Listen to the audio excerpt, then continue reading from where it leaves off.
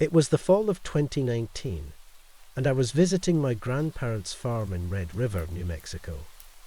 It was the first time I had been there in years, and the crisp, cool air and the vibrant colours of the autumn leaves brought back a rush of nostalgia.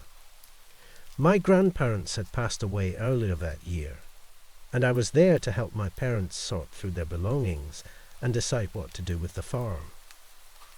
I arrived in the late afternoon, just as the sun was starting to set behind the mountains. After a long day of travelling, I decided to take a walk around the farm to clear my head. I put on my jacket, grabbed a flashlight, and headed outside. The sky was a deep shade of indigo, and I could see a few stars starting to appear. The farm was just as I remembered it, the barn, the fields, the old tractor in the corner. It was like stepping into a memory. As I walked around the property, I noticed the air had grown colder, and there was an eerie silence that seemed to envelop the farm. I shook off the feeling, attributing it to my imagination and fatigue from the long day. I decided to head back to the house and get some rest. As I approached the house, I thought I heard a faint, distant howl. I paused, straining my ears to listen, but the howl didn't come again. I brushed it off as the wind and continued inside. I went to bed early, exhausted from the day's travels. A few hours into the night, I was jolted awake by a chilling, guttural howl just outside my window. I sat up in bed, my heart pounding in my chest. The howl echoed through the night, sounding more human than animal. I had never heard anything like it before. I hesitantly got out of bed and peered through the window, but the darkness outside made it difficult to see anything. I considered waking my parents, but I didn't want to seem childish, afraid of some animal noises. I got dressed, grabbed my flashlight, and decided to investigate the source of the noise. I stepped outside, the cool air biting at my skin, and started to follow the sound. As I walked, the howling continued, each time sounding closer and more human. My heart raced as I moved closer to the edge of the property, where the woods began. The darkness seemed to grow thicker, and I had to rely on my flashlight to cut through the night. As I entered the woods, I came across an old deer trail that I remembered exploring as a child. I followed the trail, the howling growing louder and more unsettling with each step. The atmosphere in the woods was heavy, like a weight pressing down on me. After several minutes of walking, the howling abruptly stopped. I stood still, my breath caught in my throat. I could feel the silence pressing in on me, suffocating me. Suddenly, I heard rustling nearby. I shone my flashlight in the direction of the noise, my hands trembling. At first, I saw nothing. Then, I caught a glimpse of something in the underbrush. It was a large four-legged creature, covered in matted dark fur. It seemed to be injured, as it was limping slightly. As I tried to make sense of what I was seeing, the creature turned to look at me. What I saw next will haunt me for the rest of my life. The creature had a human face, twisted and contorted in pain and anger. Its eyes were a deep, unnatural black, devoid of any light. It bared its teeth at me, letting out a low, guttural growl. I realized then that I was face to face with a skinwalker, a creature of Native American folklore that I had heard stories about but never truly believed. The stories said these creatures could shape-shift and mimic the voices of humans or animals. My blood ran cold as the realization set in, and I knew I had to escape. I turned on my heel and ran as fast as I could back towards the farm, my heart pounding in my ears. The skinwalker let out another chilling howl and gave chase, its footsteps heavy and thunderous behind me. I pushed myself harder, fueled by adrenaline and fear. As I raced through the woods, I stumbled over roots and rocks, my breath coming in ragged gasps. I could hear the skinwalker closing in, its growls and snarls getting louder. Desperate, I veered off the trail, hoping to lose the creature in the dense underbrush. I forced my way through the thick foliage, branches, and thorns scratching at my face and arms. For a moment, it seemed as if I had lost the Skinwalker. But then I heard it again, the unmistakable sound of its labored breathing and snarling coming from all directions. I realized the Skinwalker was trying to confuse and disorient me, toying with me like a predator with its prey. The fear threatened to overwhelm me, but I knew I couldn't give in. I had to make it back to the farm and warn my parents. I continued to push through the underbrush, my body aching and my lungs burning. Just when I thought I couldn't go on any longer, I stumbled out of the woods and into the farm's clearing. The house was a beacon of hope in the darkness, and I sprinted towards it. As I reached the front door, I glanced back and saw the Skinwalker emerging from the woods. Its human face contorted with fury, and it let out another bone-chilling howl. I fumbled with the door handle, finally wrenching it open and slamming it shut behind me. I locked the door and leaned against it, my body trembling and my breath coming in ragged gasps. I could still hear the Skinwalker outside, its howls and growls growing fainter as it retreated into the woods. I woke my parents and told them what had happened. At first, they were skeptical, but the fear and urgency in my voice convinced them that I was telling the truth. We gathered our belongings and left the farm that very night, vowing never to return. Years have passed since that terrifying encounter, but the memory still haunts me. I often wonder what became of my grandparents' farm, and whether the Skinwalker still prowls the woods, waiting for its next victim. But one thing is certain, I will never set foot in Red River, New Mexico again.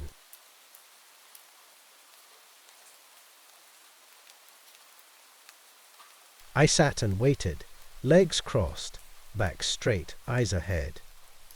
If someone would have taken a photo of me at that moment, it would have been good. Just saying. Yes, my hair was dishevelled, and there was the tiniest bit of blood trickling from the back of my head, but despite the dread and the nerves, I was feeling prepared. I couldn't hear the storm and the scratching anymore. All that was left was a tense kind of silence, the calm before the storm. And then, all of a sudden, the storm materialized right in front of me, his form, as per usual, that of a middle-aged man in sweatpants. His bare feet kicked up on the small tea table, and his arms crossed behind his head. He leaned back on the sofa, grinning at me with brazen self-evidence, eyes twinkling. "Miss Novak, why is it that every time we meet, you have to terrorize me in some unforeseen way? Doesn't that make things more interesting? For you or for me?" He let out a soft chuckle before looking around. "Hey, where's the company?" "I sent them both away for this." "Oh, so the kids are with the sitter and you got me alone. That what you're saying?" I grunted. So, little forest bride, finally ready to talk shop. "Where is the sleeper?" he inquired, leaning forward on his knees. "Firstly, let's just establish a couple things. You only ever ask me for its location, not to hand it over or anything. So if I just tell you where to find it, and that's all, then you won't retract the protection your Huldu-folk grants the woods." "Sure." "Okay," I said slowly.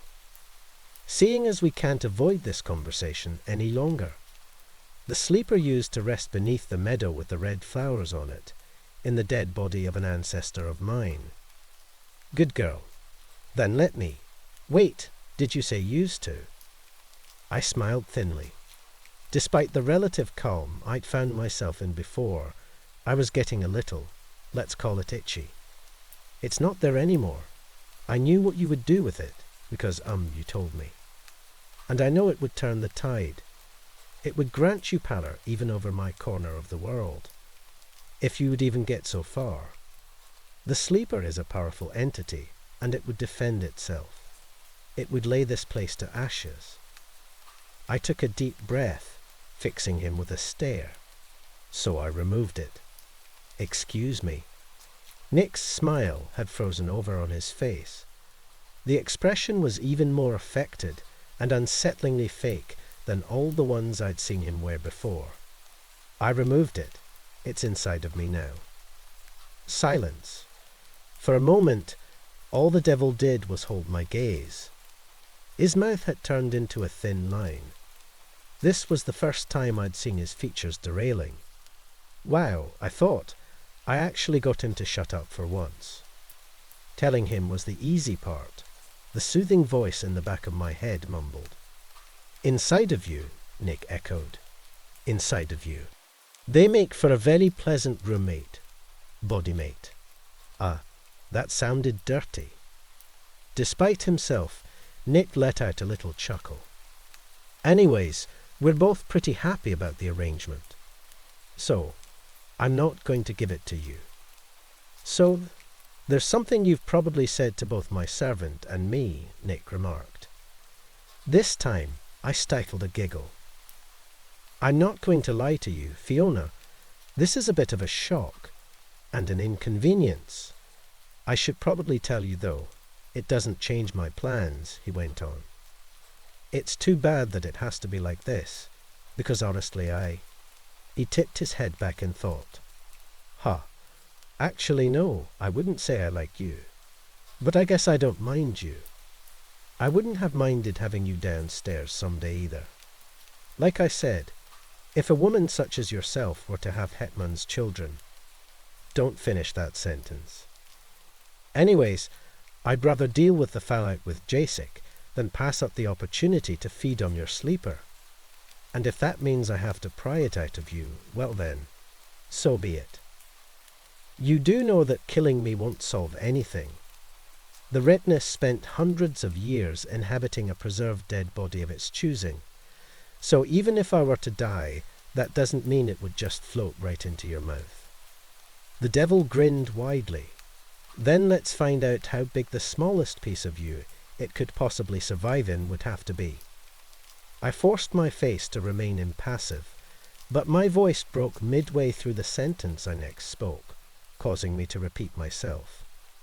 And what would you do if I won? Excuse me. If you'd attack me, and I'd end up overpowering you and winning the fight, what would you do?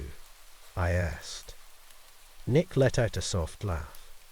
I think we'd best cross that bridge if, and when we get to it. Let's take this outside, I suggested, rising to my feet and gesturing at the front door. The beast chuckled to himself, but followed nevertheless as I walked over and opened it for him. The same black maw greeted the two of us, the absence of all light and sound awaiting at my doorstep. But it wasn't real. Nick was messing with my brain again.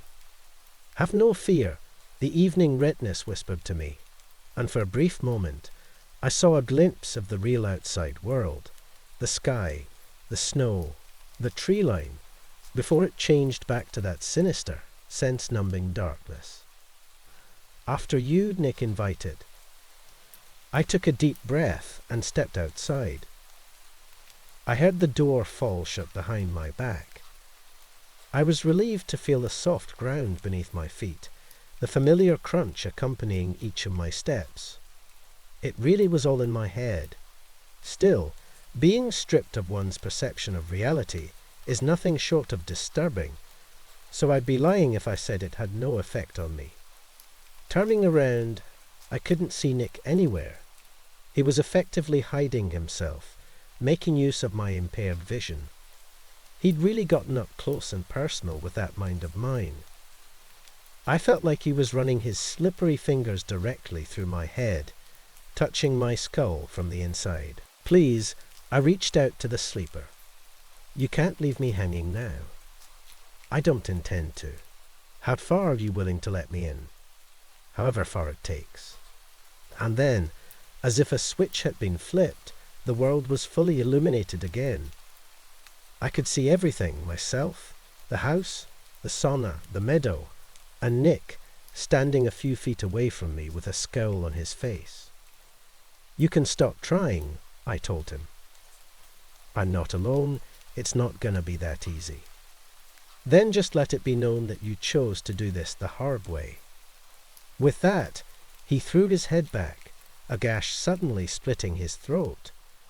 Dark liquid came splattering out, and I backed off in shock, only to realize that it wasn't a wound at all. It was an opening. A dark gap with the rest of his human body flailing beneath it, like it was no more than a rag doll. A romper made of skin being discarded as something else climbed out from inside of it. The legs came first.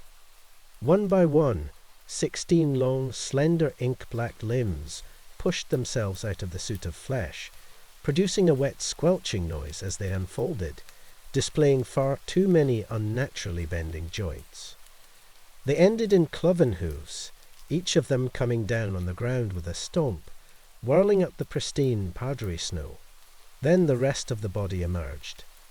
It looked kind of like a horse or a goat, small in comparison to its enormous leg span. It didn't really have a head, just 3 large, round eyes sitting in the middle of its misshapen torso. I wanted to puke. I wanted to scream and squeeze my eyes shut, hide my face in my hands. But I did none of those things. I didn't turn away. I stood upright, rooted to the spot, my hands clenched into trembling fists at my sides. The thing was towering above me, growing ever taller as it stretched to its full height, its spindly legs straightening. I had to crane my neck to continue looking up at it.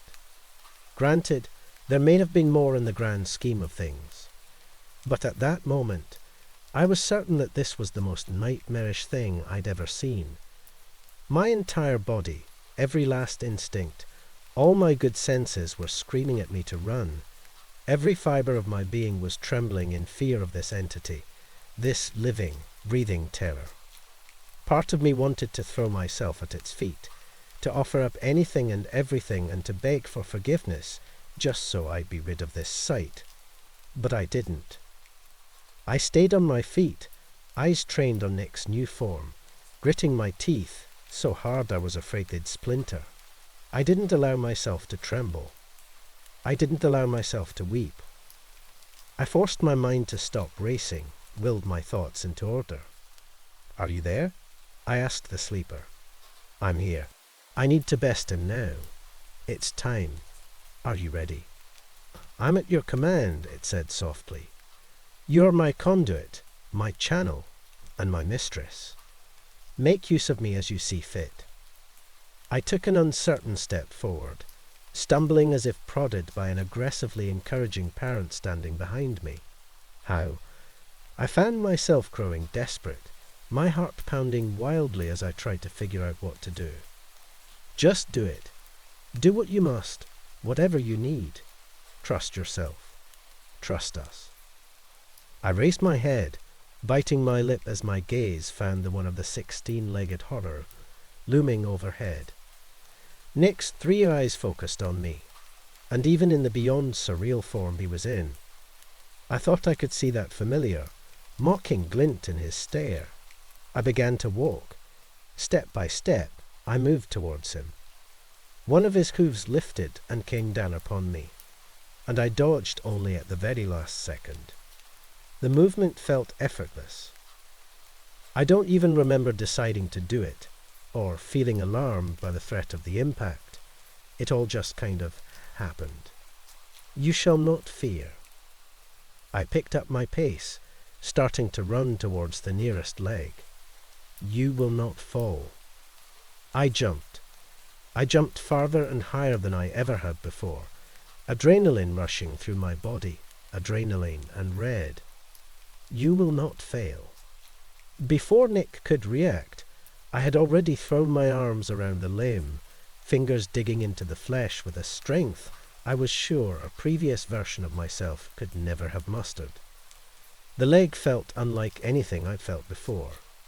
It was like a continuous squirming cramp of muscles beneath the pitch-black fur, wriggling beneath my touch, as though every inch of it was alive and had a mind of its own. I swallowed the bile rising in my throat. Like an athlete scaling a mountain, I began to pull myself up. I climbed the giant's leg at a steady pace, clinging on despite his attempts to shake me off, despite the frantic stomps, the furious growls and tremors. Finally, I pulled myself onto the round torso. It made me feel like I was standing on a platform, almost as high up as the treetops. Nick began to thrash around more fiercely then, almost dancing on the spot as he attempted to buck me off. I felt like a rodeo clown, holding onto his stretchy, hairy skin like the horn on a saddle. "What are you even doing?" The devil's voice came from nowhere in particular. He had no mouth in his current form, but he wasn't speaking to me from inside my head either.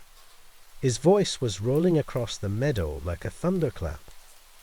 I dragged myself towards his uppermost eye, hanging my head to glare down into it from above. The wind was whipping my lace-covered back, causing me to flatten my body against that of the beast. I felt distinctly reminded of the position I was in when I'd peered at him hiding under my bed. "Get off, you stupid bye." Before he could finish his sentence, I plunged both my hands into the glazed surface of his eye. The squishy flesh gave way immediately, and I felt warm, thick liquid swirling around my fingers. I had no idea what this form of his was made up of, but it was corporeal enough to be injured. And when Nick's agonized, bellowing shriek echoed across the expanse of the grassy plain, I knew that I had done just that. I pulled my hands back out with as much force as I could muster, drawing another cry from the devil. But as soon as I sat back, he reared up again, this time managing to throw me off. I was sent flying through the air, and before I knew it, I was already falling, nearing the ground in a flurry of white towel as my skirt fluttered around me, inflating like a balloon. I closed my eyes, bracing myself for a collision I was sure I wouldn't survive, only to find that it never came.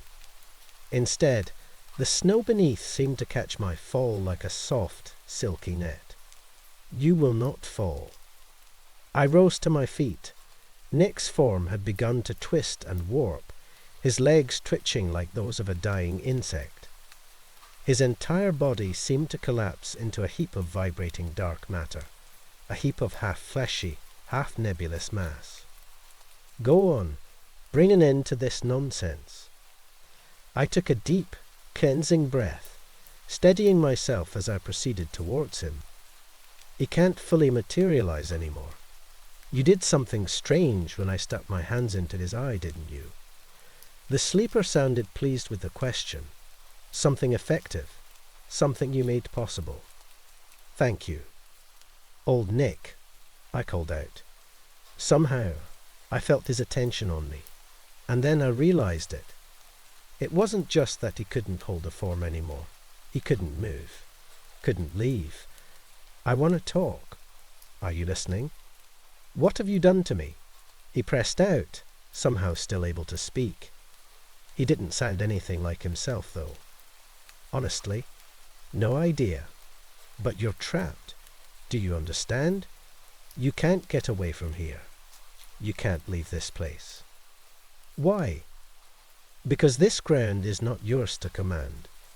Because you're weak here, and now you're hurt. And most importantly, because I won't let you." I responded. "We won't let you. So that's your grand plan? Keep me here forever? You can't do that. For long enough at least to make you really fucking uncomfortable. Now we can talk about this. It doesn't need to be like this, but go down if I'm not gonna deliver. If you want to play it like this, then so am I. I will keep you on my land for as long as I possibly can.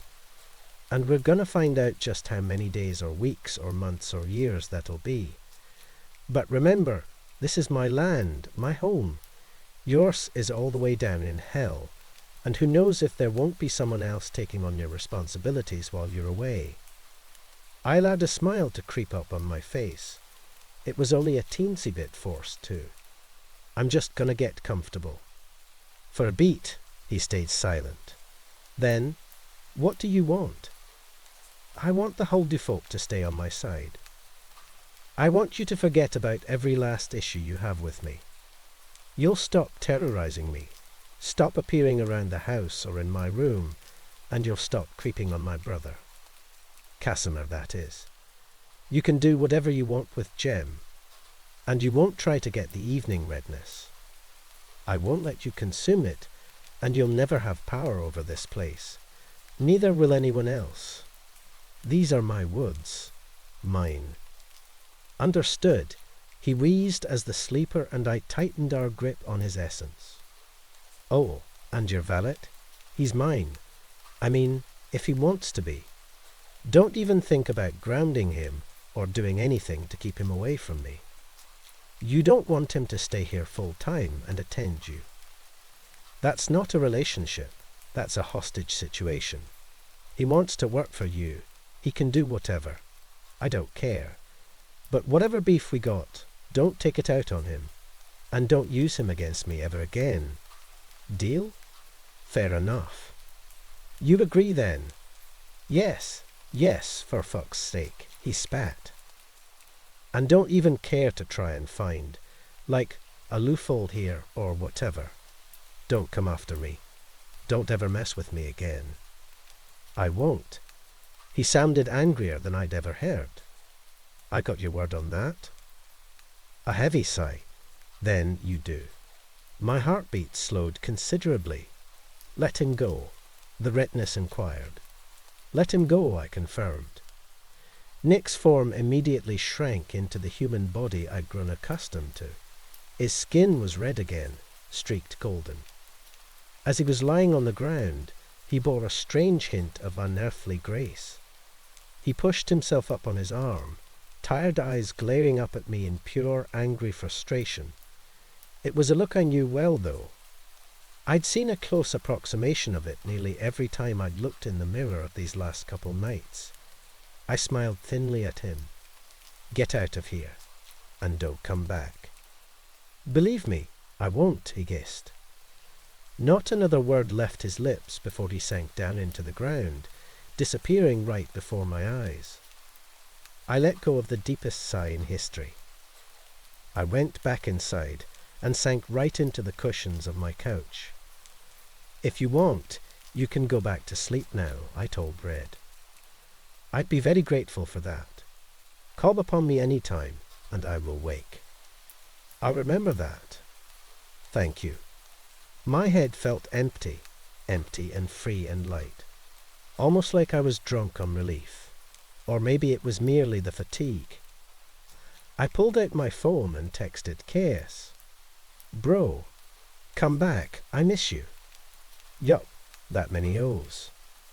So that was embarrassing enough. I don't really know what drove me. You don't even want to know what I texted Jasek. I proceeded to drag myself upstairs and draw a bath which I hopped into without further ado. After soaking for a blissful hour, I dried off and put a fresh, pristine white gown on. I returned downstairs, laid down on the sofa and fell asleep. I'm unsure how long I was out for, but when I woke up, I found Siez nestled against my shoulder and Jasek's head resting in the fluffy folds of my skirt. I didn't even hear them come in, and they're out cold. All of this is still so odd to me. This started out as nothing but a rant about wannabe internet cryptid hunters, and now we're, well, here. It's hard to believe. And what's even stranger is that I'm happier than I've been in a very long time. I'm really grateful for all the support. There's still a lot that needs straightening out here. There's a creature out there that pretended to be an angel to fuck with me and my estate, and they're sure as shit not going to get away with it. The sleeper also needs some more gentle love and care.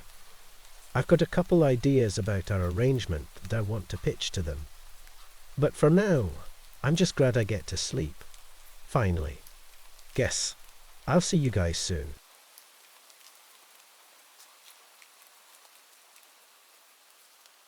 I usually slept well when I went out camping. On my first backcountry trips, the semi-frequent noises just outside of the tent used to make me uncomfortable. But after a while, like most new but consistent environments, I got used to it. I even started to get pretty good at guessing which animals were outside my tent just by the noises they made. Short, scurrying movements were most likely a small rodent, but bigger rodents, like skunks and beavers, had a less spastic gait and did not scurry as much. Sometimes it was hard to tell the difference between a small bird and a squirrel, since they both moved in quick, jerky motions. But I soon figured out that the birds would do this thing where they would scour an area for food, making little hops as they did so, and then make 5 or 6 big hops to find a new area. Squirrels usually only moved in more frequent bursts of 3 and sort of swept the ground as they went. Counting the number and frequency of tiny rustling noises outside of my tent walls thus became my version of counting sheep when it was bedtime. Every now and then I would hear a deer or a bear, depending on the weight of the steps, but I never took the risk of ignoring proper precautions when it came to food, so I never had to deal with any hungry black bears. I guess what I am trying to say is that I had become familiar with the varied sounds of a darkened forest, but what I heard on that night in Massanuquan Valley was something I was not accustomed to. I had been uncomfortable for the whole day. Not of any physical sort, though, as my backpack was light and properly fitted, and I had just broken in my new boots earlier in the month. It was the sort of feeling you get when you've done a bad thing and are waiting for the repercussions, except this time I hadn't done anything wrong. It's a certain phantom tension that can't be located, but also cannot be ignored. The sight of the narrow rolling valley nestled in between the foothills of the limestone escarpment walls was a gorgeous sight by any standard, and yet it all seemed unable to grab me. I knew that I was seeing something special in the endless evergreens of Massanuquan, but that special feeling itself was absent. It was something I failed to notice until days after I'd regained consciousness. But how could one notice something subtle like that in the first place? Eventually I came upon a gentle rise overlooking the Notequetuen River flowing through the Massanuquan Valley. It was surrounded by a scattered selection of sturdy spruce trees and seemed the perfect spot to make camp. The moments after the campsite had been set up used to be my favorite. I could massage my howling feet, enjoy some of the bourbon from my flask, and read a book by a small fire. I am, or was, one of those weird folks who like to scare the shit out of themselves just for the hell of it.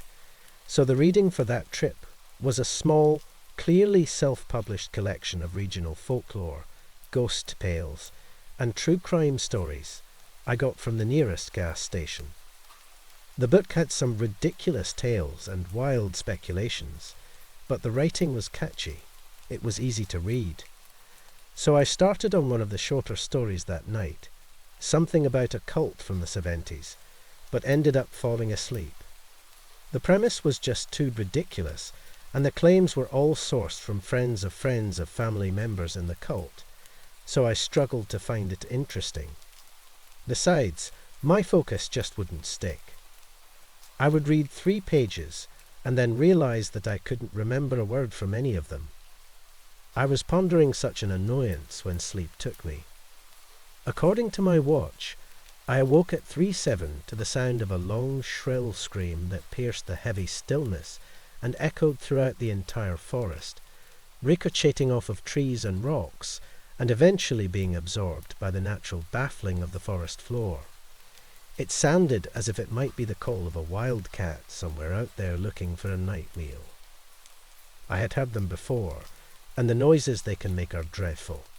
It seemed relatively far away, but, knowing how dangerous mountain lions can be, I thought the sound was close enough to be worth my concern. However, After lying petrified in my sleeping bag for no more than a minute, I heard a distinctly different scream. No, please. There was no mistaking it for a wildcat that time. Looking back now, I wish that I had stayed in the tent. But one cannot exactly afford the privilege of time for a full analysis in the heat of the moment. There are two choices, action or inaction. I chose the former. Putting my headlamp around my neck and fishing a roll of fluorescent flagging tape from my backpack, I unzipped the tent door and followed the direction of the screams. The flag tape was a bright neon orange and would function as my colourful trail of breadcrumbs in theory. I tied a length around the base of a tree near the tent and set off, tearing off a small section of the tape and attaching it to branches every 20 feet or so.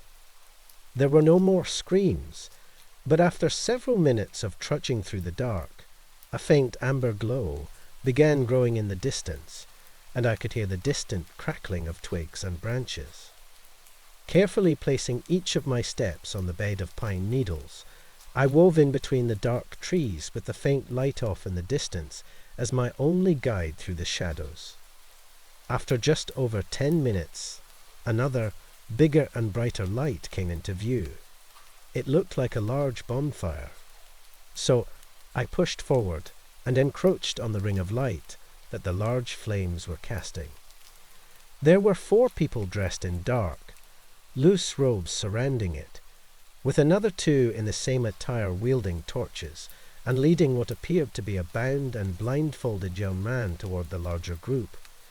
Every one of them bore a marking on the chest of their dark garments that resembled the image of a hollow circle with a 9-pointed star in the middle, all drawn in red ink. As I pressed in closer to get a better look, a branch snapped beneath my feet. Instinctively, I looked down. When I raised my head again, I saw that only 5 of the 6 robed figures were gathered around the fire. Suddenly, my bottom and upper jaws collided together, making a loud thunk as I felt something solid and heavy strike me on the top of my head. When I came to, I was on the ground beside the captive young man I had seen before, both of us now bound, yet neither of us with blindfolds on. My head was splitting with pain from my crown to my molars, and my vision was floating in and out of focus. My forehead was wet with cold blood that had started dripping into my eyes. Through the haze, I could see that one of the 6 figures had his arms outstretched towards the fire with a thick and sparsely decorated book held between his thin, pale hands. He was speaking in a language I could not recognize, although whether it was an unknown tongue, or I was still reeling from the concussion I had just received, I cannot say. At length, the figure closed the book and stopped talking. The rest of the group began to move with mechanical choreography, as if it were all some well-rehearsed play. 2 figures picked up myself and the young man, who looked at me and began pleading for help. I was unable to form any words, although I am not sure what I would have said if I could have.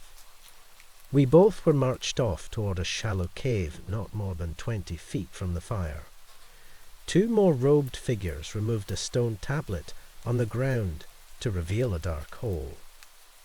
At this moment, the young man became frenzied. It seemed that whatever strength he had left he put into getting away from that hole. His mouth was frothing with saliva as he pushed against the robed person holding him and screamed for help.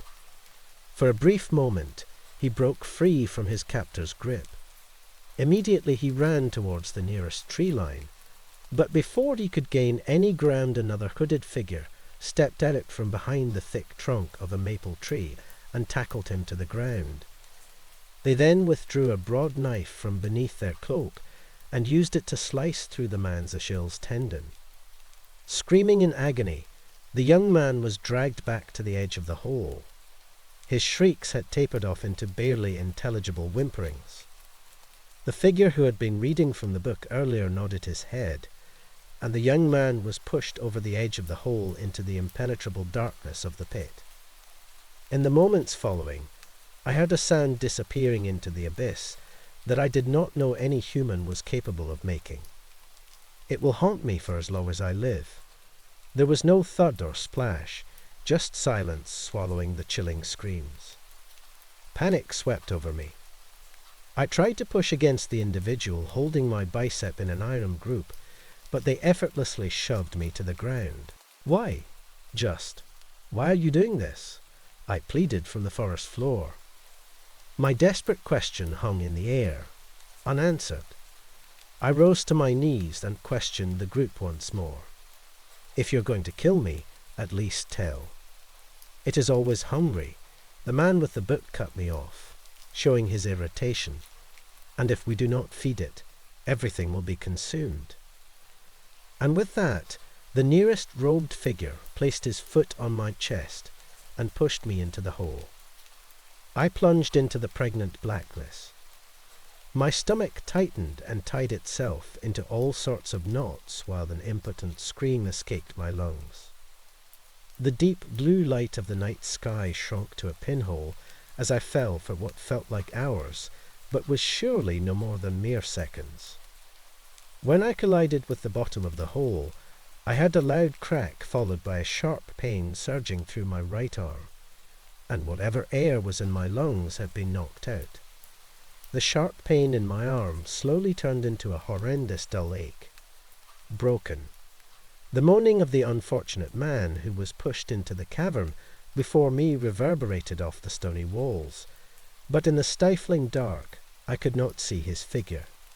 It was no longer the cry of an animal in danger, but the pathetic sound of one who had finally been caught in the teeth of a predator and had become aware of its destitute situation. And then I heard another noise. It was the same noise that woke me earlier, a shriek that sounded as if it were made by a creature with many throats. It was comprised of various voices, all dissonant and discordant, but still working in unison to make one shrill, unholy call, like a glass harmonica playing all its notes at once. It filled the cave as it reverberated off each and every face of the stone walls, and grew until I was almost certain that it would split my skull apart. Then it stopped. My breath caught in my lungs as I tried to avoid disturbing the heavy silence. The other man in the cave let out a sudden cry that was cut short and absorbed by the darkness. It was then that I knew I was the only human left alive in the hole.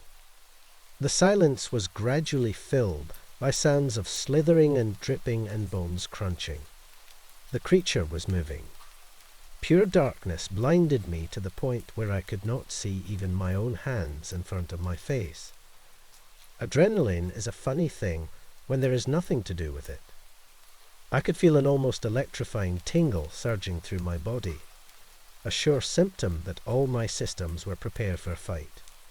Yet, what was I to do with all that potential energy? Run blindly through the dark into whatever it was that had devoured my co-victim? I knew that was foolhardy, so I stood directly beneath the opening, and as I did so, a warmth developed in the crotch of my pants and spread to the ankle of my boots along my inner thigh. I had all but reached the end of my will to live when, suddenly, it struck me that the headlamp was still looped around my neck. Doing my best to make small, deliberate movements with just my left hand, I repositioned the headlamp from my neck to my forehead and pressed the power button. Maybe I would attract attention, I thought, but I also figured that I wasn't getting out of that place without light. The beam from my headlamp flooded the walls around me with a pale and blinding brightness. I immediately muted the light by wrapping my hand around it. By opening my fingers slightly, I was able to restrict the luminance but allow myself to observe the cave. I could only see so far without risking any attention, but what I did notice was that the cave was one large room, almost like a cathedral hall, and was covered in a dark, thick, undulating substance not unlike tar that had come to life. This living sludge covered almost every inch of the walls and ground, except for the area directly below the cave hole. As my beam swept around the cave, the substance seemed to tremble and quake under the light. I removed my hand from the headlamp and directed the beam to an area covered in the sludge. It moved. Under the full strength of the flashlight, the greasy-looking substance scattered. Suddenly, the ground shook beneath my feet, and that same grating shriek filled the cave. Overcome with dreadful curiosity, I resolved myself with whatever fate may come and swept my light into the depths of the cavern. I still am not entirely sure of what my headlamp uncovered in the darkness, but I know that it was large, maybe 40 feet and almost wall to wall, and made of, or covered in, the slime that seemed to be everywhere. But the worst part of it all was the eyes. I could see hundreds, maybe thousands of human-like eyes wedged into its slimy surface, each one rolling around wildly as if they were an army of magic 8-balls frantically trying to find the answers to paradoxical questions. I would have screamed had my mind been able to comprehend what I was seeing. Wielding the light of the headlamp, I started searching the cave walls for anything that might be an exit. I used the piercing beam to displace the viscous substance in order to see if I might find an opening, a crawl space, anything. The screeching started again, this time louder and seemingly closer than before. I was sure that I had a matter of seconds to avoid a fate worse than simple death. As the beam swept across an indentation in the cavern wall, the oily sludge separated to reveal a jagged passage no more than knee-height. I considered that it might have been a dead end, but figured that I was going to die either way, so I resolved to attempt an escape using the beam of light to carve out a path in the slime towards my exit. I took note of where I wanted to go and then shined the light at my feet while carefully walking in that direction. The substance scattered out of the way briefly, but as the light moved, the previously illuminated space was filled immediately. The light didn't leave a trail of open ground so much as it made an isolated spotlight to stand in. The sludge was constantly at my heels, but I made it to the opening. I hadn't considered how to actually get into the passage without being covered in the stuff, since I would need to take the light off my feet and look forward at some point. So I stood there for a moment to consider my next move. Then, another, much closer shriek ruptured the air in the cave once more, and my decision was made for me. I took the light off my feet and looked in the direction of the opening beneath the substance. As it scurried away from the light, I felt a sharp stinging from my heels to my knees as the sludge began to cover me. The entrance revealed itself, and I moved as quick as I could, but the excruciating pain in my legs had spread to my hips and was in my hands as I began to crawl through the tunnel. The tunnel was not large to begin with, but it got even smaller as I went deeper. The ground was still rumbling from that thing in the cavern, and it seemed as if the tunnel would collapse at any moment. Eventually I ended up on my stomach, doing my best to keep from banging my broken arm against a rock while wriggling through the small intestine of whatever subterranean digestive tract I had found myself in. The sharp, needle-like pain from the sludge gradually dissipated into a cold numbness. Thrusting my broken right arm forward first, I then outstretched my left, grasped a rock, and pulled as I squirmed to the left and right while pushing with my toes. Rocks were pressing in on my body from every side, and I was only ever able to take half-breaths at best. If I remember how I felt afterwards correctly, it was the most frightening and frustrating situation of my life. I stopped many times to rest on the way. Even if I had 4 fully functioning limbs, that crawl would have sapped any reputable caver. But it wasn't just exhaustion I was feeling. It was a growing desire to just quit and lie down. A pessimism that quelled any fire that might carry me through to survival. After what might have been 2 hours or 20 minutes of struggling and squirming for no more than inches at a time, I had almost given up in earnest.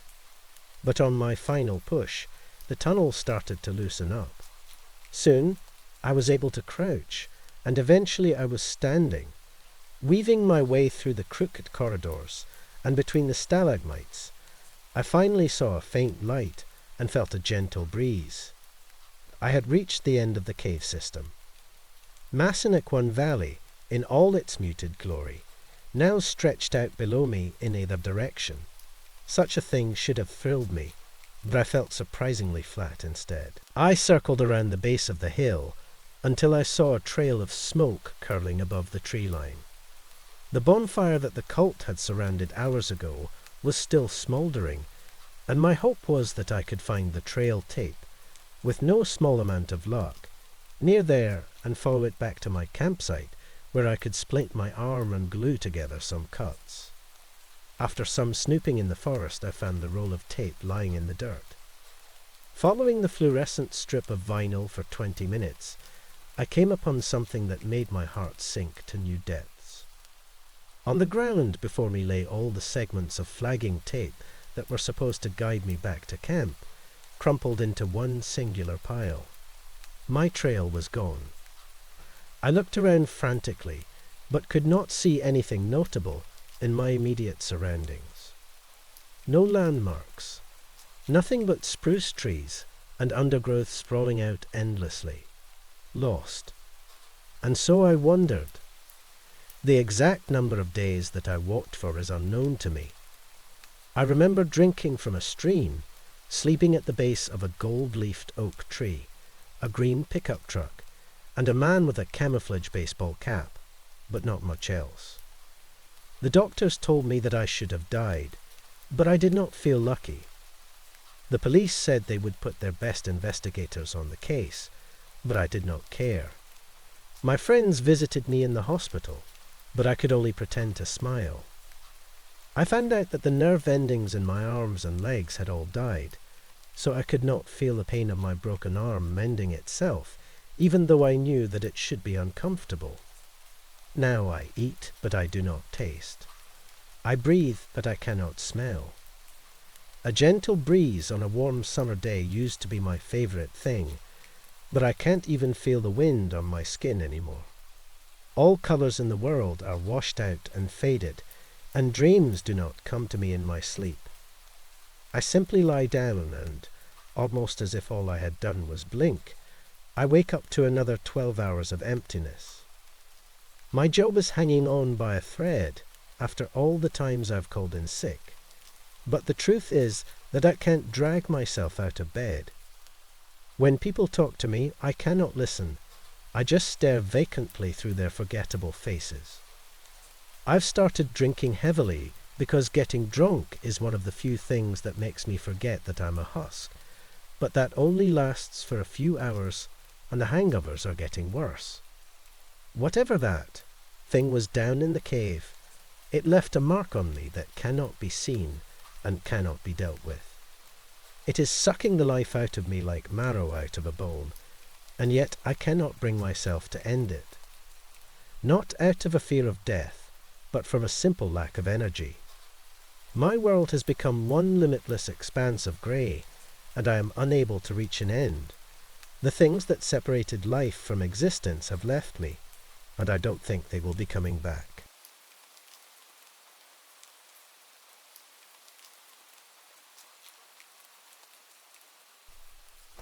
I was driving through the interstate, late at night, on one of those roads where it's just empty as far as the eye can see.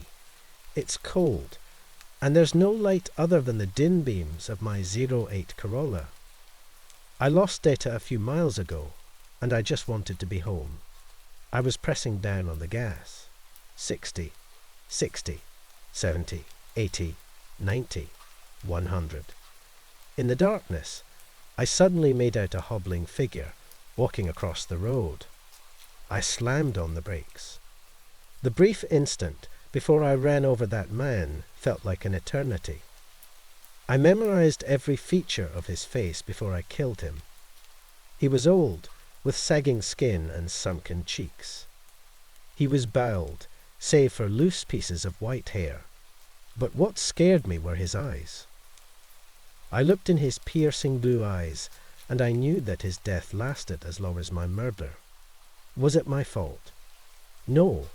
He was the one crossing a highway in the middle of the night. He was the one who wasn't looking for traffic. He was the one who didn't see my beams. These things do not make death easier. I got out of the car against my better judgment and walked through thick blackness to find the body. For a moment, I almost believed I imagined the whole thing. But then there he was. He looked like roadkill. I will spare you the details, except those that are necessary. Reader, I swear to you on all that is holy that that corpse had no eyes. While his skull was damaged, it wasn't so ruined that his eyes should have been gone. But there were just 2 pits of empty flesh staring back at me. The next hour I drove at the edge of my seat. I felt eyes in the woods. Maybe they were wild animals. Maybe. I was beginning to gain some confidence when the street lamps came back. Just then, in the distance, a silhouette hobbled across the street. I braked properly this time. When they saw me, they shuffled to my window. Reluctantly, I rolled it down. "Hi," the young man said. He was tall and crouched down to speak to me.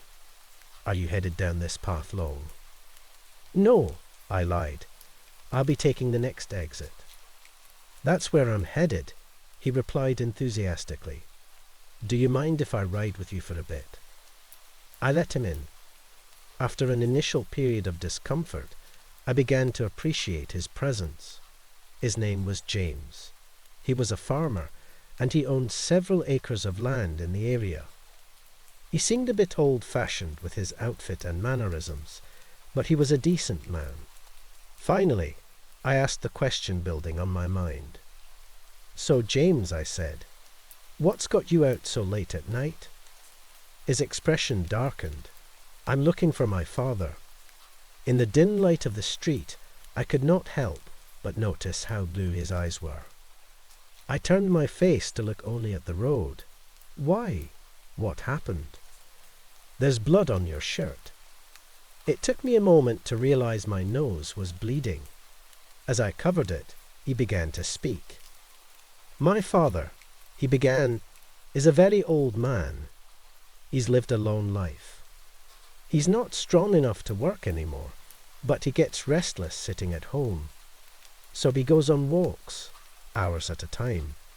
He usually doesn't come back until midnight. Isn't that dangerous? Nothing from the forests would harm us." I could feel James' eyes staring into the side of my head. "No, I usually trust him to find his way home. But I heard him yell out, so something may have happened." "Did the old man scream as he died?" "He didn't. I was sure he didn't. But even if he did, it was miles away. Surely this was a different person. It was impossible." "I asked you a question," said James. "Did you see anything?" As the street lamps whizzed past us, James was continuously revealed in light before being hidden in shadow. When the light shone upon him, he was a friendly-looking man, even if his smile stretched a bit too far. In the darkness, he was completely invisible, apart from his shining blue eyes. "No, you're the first person I've seen in a long time." James tilted his head. "Are you sure?" I gripped tight to the steering wheel. "It's been completely empty. It's haven't." James grabbed my shoulder. "Look at me," he ordered, and I did. As we passed street lights, he was covered and uncovered in light. Each time the dim lights revealed him, he took the shape of a different animal. First a fox, then a wolf, then a bear, then a different man, and finally himself. Through it all, his eyes remained that same color, that same shining blue. It occurred to me that I was being preyed upon. "Are you sure?" he asked. So I confessed. I told him exactly what happened, as it seemed from my perspective. In turn, he listened, and it felt like everything around me fell silent to listen too. My heart rate slowed. When there's nothing else you can do, there's no point in stressing. He let go of my shoulder. I had forgotten he was holding on to it. After a long pause, he spoke. As you leave, do not stop for anything. And when you leave, do not ever come back. Those were the last words he spoke to me.